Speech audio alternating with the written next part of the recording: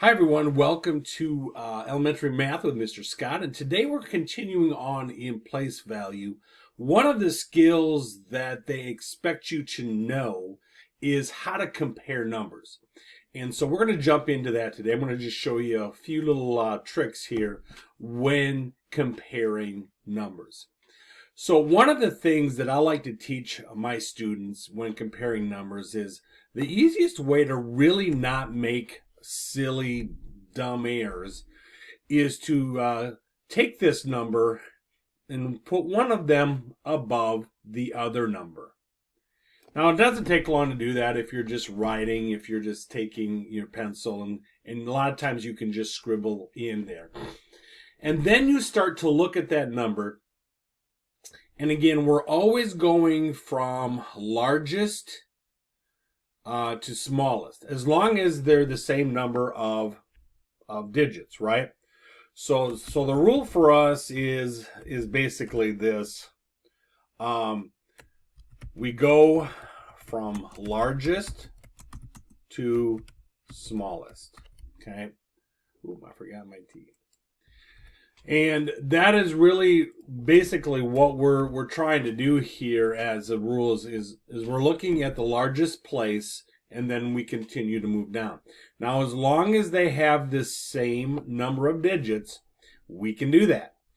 So in this case, we're going to start here. They have the same number of digits. There's 3 and there's 3. So we're going to start looking at the 3, which is the hundreds place, right?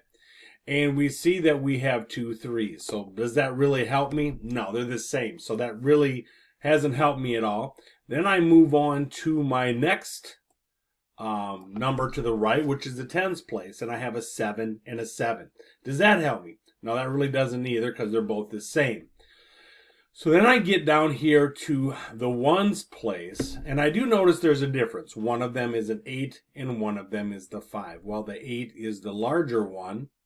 So in this case, I'm going to be moving that, my arrow that way, right?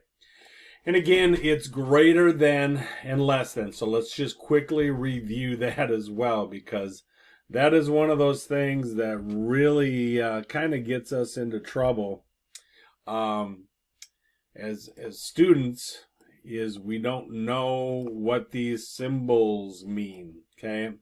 And this side here is we notice that this is small right here and it's wide right there, right?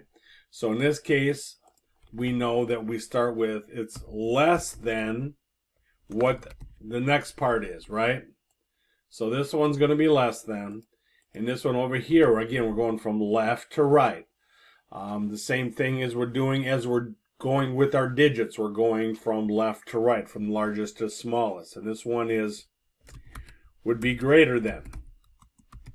Okay? And so we need to make sure that we know our symbols. I know a lot of schools teach alligators, that kind of thing, but ultimately we do need to know what the names of these are. So greater than and less than. And then, again, taking these digits, moving them up here, comparing them makes it really simple so that we don't make, really dumb, silly errors. Now we're going to do the same thing down here. So we've got bigger numbers. Again, it doesn't matter how many numbers there are. If I were to line them up, again, we have to make sure that we line them up in the ones place, the tens, the hundreds, and so on, right? So in this case, again, both of them are in the ones place. We have our tens place. We have our hundreds place, and so on. Now in this case, we don't really need to go very far because we see this one has 5 digits. 1, 2, 3, 4, 5.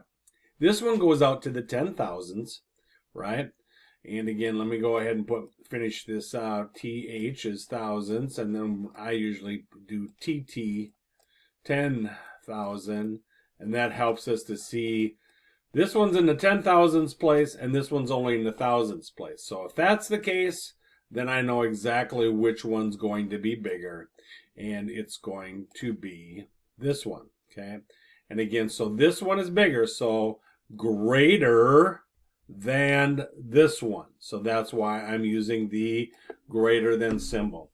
Those are a couple of rules that really help and tricks, moving that number up there, stacking them. When you stack them, it makes it so much simpler to make sure that you've got the right numbers, that you're doing the right thing and making the right choices, okay?